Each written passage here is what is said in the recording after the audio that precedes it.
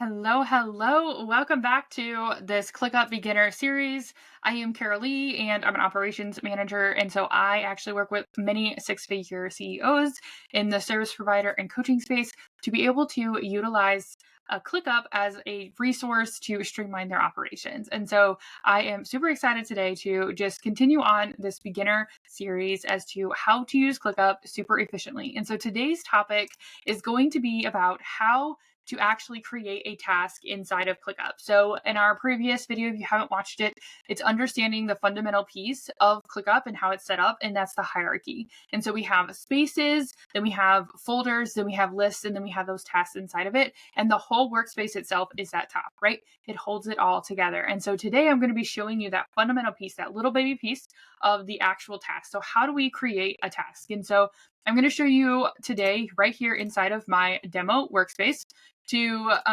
have it to where it's super simple to create a task. Okay. So in here, this is called your space, right? This big part right here. Then we have folders inside of here, and then, or you can just have a list. As you can see that there are some just lists here, but we have the folder and then we have a list inside of it. And so today I'm just going to show you how to create a one-time task. Okay. And so essentially you have a task can only live inside of a list. Okay. That's very, very important. It has to live inside of a list.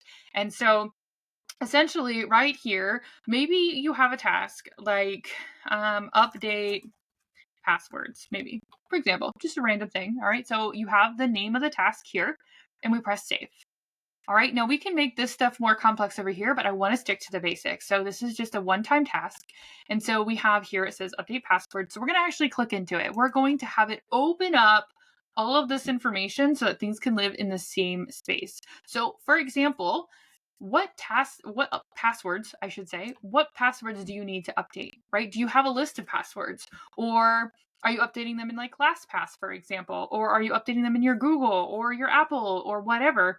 Are you just like, is this like a notice to be like, update them in that space? Or is it like, update the bank account one, right? Maybe we need to do that. Maybe we have to update the computer one, right? So whatever you have to do, this is going to hold the information. It's called the description space. It's going to give more clarity to that title, right?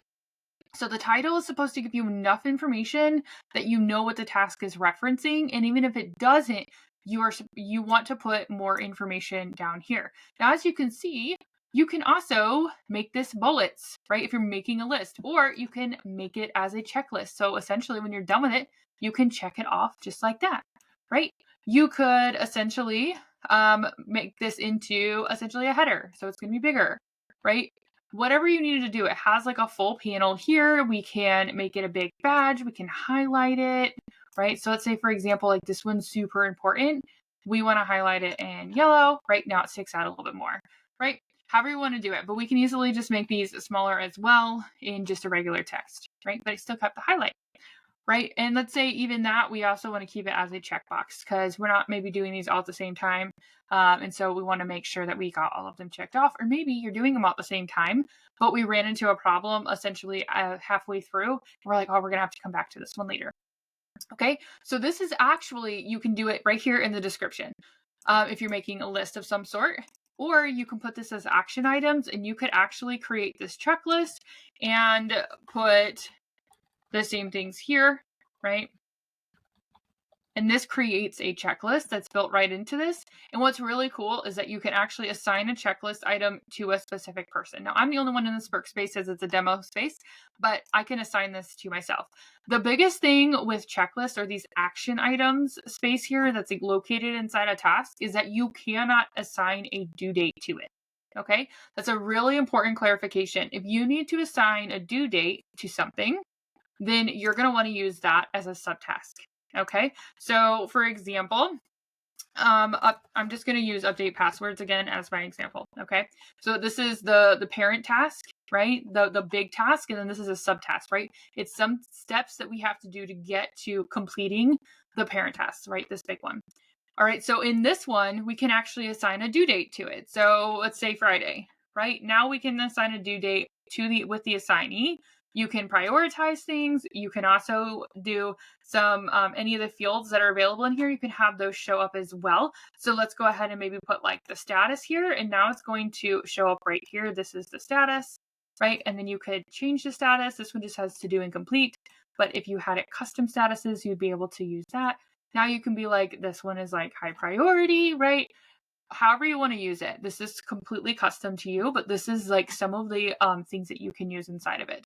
And then we have over here the details, right? If we had custom fields already inside of it. So a custom field is something that you want to track that is custom to this specific list or this space or your business in general. Okay.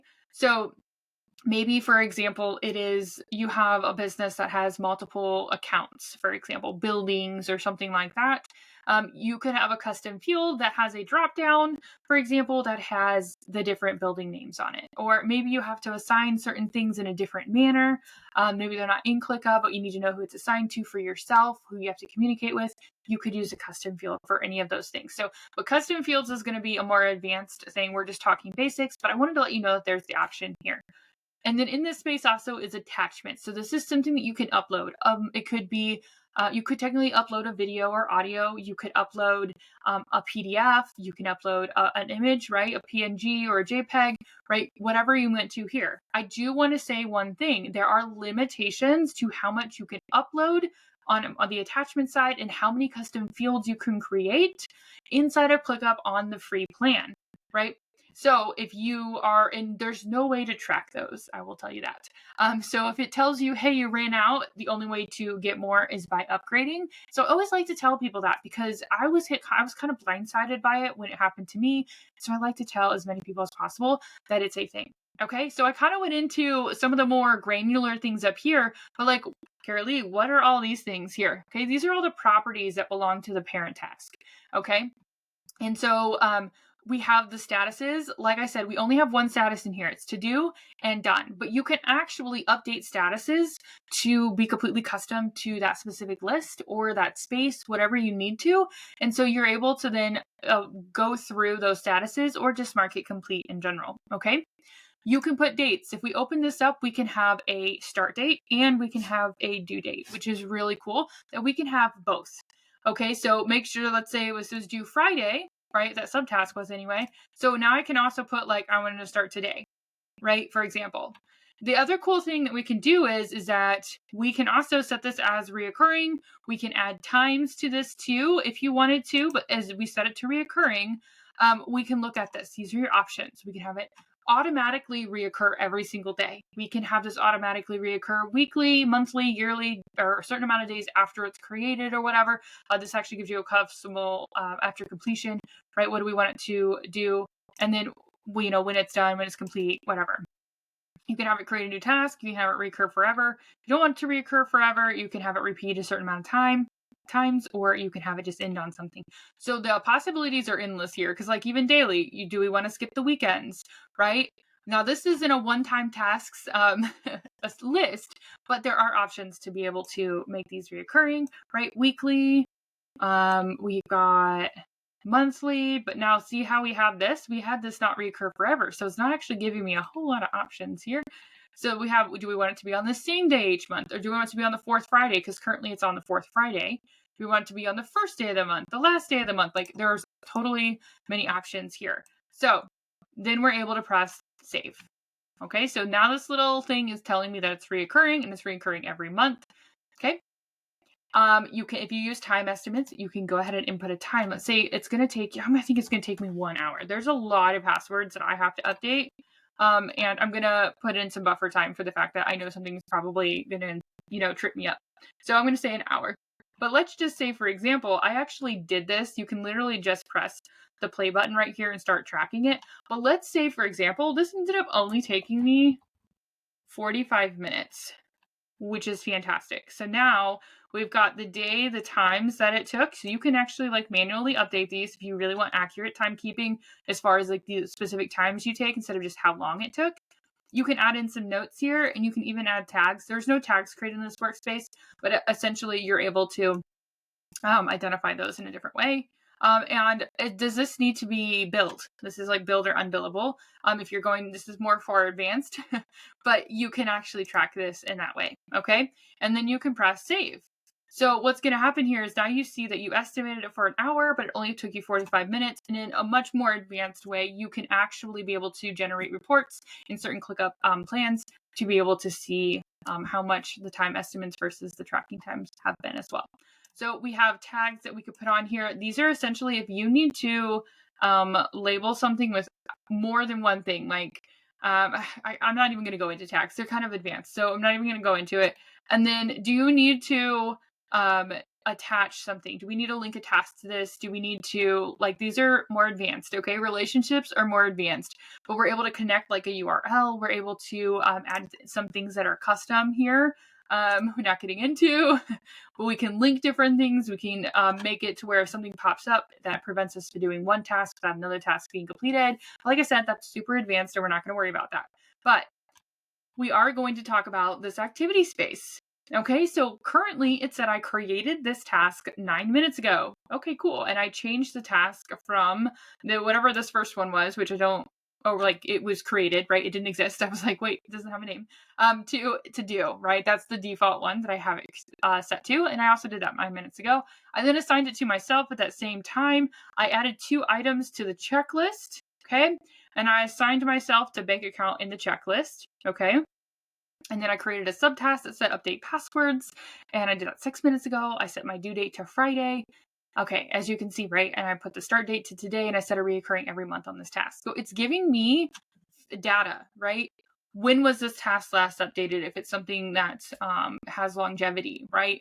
If it's in a parking lot, right? When was this task even created, right? How old is the information? Who updated what, right? If someone else other than yourself updates the description, it'll actually show up here as well. I don't see that it does this for myself right now, but that's fine.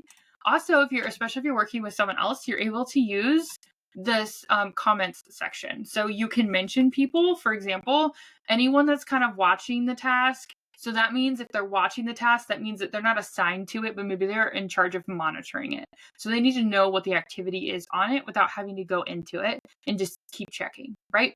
It could be the assignees, whoever's assigned to it, right? So if the assignees change, you can essentially just anyone here, or you can have it to yourself, right? So whoever shows up here is who has the ability for you to tag them in. You can also reference another task in here or a document, okay? So there's totally different things that you can do here, and that will automatically assign them to that comment. Okay, and this is essentially just like a thread, right? You can essentially, I need the login information for XYZ. So for whatever site, and I'm going to press enter. Okay, so I'm making myself a note that I need the login information for this thing, right? And maybe even I want to assign it to someone, right? I want to assign it to someone else that needs to solve this problem, right? Or maybe I want to reply to this specific comment. So it's going to be a threaded comment. Be like, so this is like the person you assigned it to. I'll get it for you. Okay. Now it's threaded in here. So if you hit this back thing, it now says that this is all the information that's right inside of here. You can easily just react to it. You can have, use any emojis that you want here. You can edit the comment, right? Let's say, I made a spelling error or whatever. That's totally fine. Let's go back to edit so I can show you the other options here. We can technically record a screen clip. You can record a voice clip. You can attach something here. You can use the commands. You can add a new document here. The commands bring up like so many different things. Okay. So it's kind of like the same thing that you can do over here. You can also use commands inside of pretty much anywhere in documents and tasks, anything like this. It brings up this commands space here. Okay. So this is advanced, but it is here. Okay. I'm just showing you the possibilities and the basics of here of how you can use a task, and I showed you everything else. So we're just going to save it again. All right. So here we are with a very good understanding of how to create this task. what a task contains and then how we can use it. So I am going to also show you just one more thing, because I want to show you how you can go between these different tasks. So if you're like, I need to have different statuses that are literally assigned to these tasks, you can use the inherited from the space, which means when you set up the space, this is what it set up. I use custom statuses all the time. So now, okay, so we're gonna have a to do, in progress, and a complete. Okay, so I want to show you the differences when we're doing these statuses between done and closed, because they have so many good reasons to have a done status versus a closed status.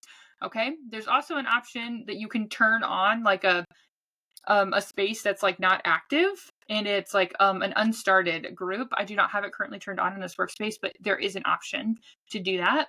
And so a done status is, I normally literally just put done, and I still have it as green. Okay, so you can't create another one that says complete because it already exists, even if you try to put it here. But we're going to press save, and now we're going to apply these changes. So we added an in progress and we added a done. All right, so in here now you can see that this, so there's also some, and it also shows up on subtasks, right? So we've got now a to do, an in progress, a done, and a complete. Okay, so I'm going to show you the really quick difference between, you can then, okay, so this is the default one. It's the very first one. It's always going to default to that unless you have something set up to make it not do that, like an automation or something like that. Then we have in progress. So now it left the to do down here and popped this up here. It says in progress. So now we're creating separation. And then we can also then put it to done. So done is going to create its own space, but now these due dates are no longer going to be telling you it's overdue, but it doesn't disappear from the space in which you are in as far as like a literal, like it still shows up right here. So for example, if I put it in complete, oops, it now pops up, hey, you have things that are unsolved, like they're not checked off as done. So it's telling me I have a subtask, a comment, and 2 checklist items. And so it's popping up a warning. And so I have to either resolve all 4 of the items so it can complete the task, or I'm going to continue without resolving them. So it's up to you, but this is like a great way for you to see it, because then you can even drop these down and see that what is incomplete. Okay, which is really cool. Or you can update your settings over here too, but we're not going to worry about that one. Okay, so we're going to continue without resolving. Okay, now this is a repeating task, so it did just populate it again because that's how we showed it up. But what happened to the one I just completed, right? It's now enclosed, like permanently in the closed space. Okay, so we're also going to show it this way. We're going to press save, and I want to show the closed. Why is it not actually showing the closed? Oh, I know why. Because I made this a reoccurring task that, right here. I made this a reoccurring task that doesn't create a new task. So it just literally, it still has, as you can see, it literally still has my comments here. It literally has everything. So it just changed the due date. Okay, keep that in mind. All right, but if I press create new task, right, and you can actually like tell it what you wanted to keep. So like if this is a recurring task, you don't want to keep the comments from the previous task, you want to uncheck it. Do you want to keep the description or not? Do you want to keep, like, look at these, what do you want to keep? I'm just going to press that we're not keeping the comments, but everything else is good. All right, so now I have this recurring task to do this. So we're going to now press it, like I said, into done, which means it kind of stays here as the status, but it neutralizes these due dates. It's not overdue, it's considered done. Okay, but let's say we also want to just like, okay, it's really old, like we don't actually need to see this anymore. Now we want to put it into complete. It's still going to pop up with these same things. We're going to resolve them this time. Okay, so now it's still reoccurred, right? This is still a reoccurrence. It has shared it with us, right? And now we can look at the closed statuses.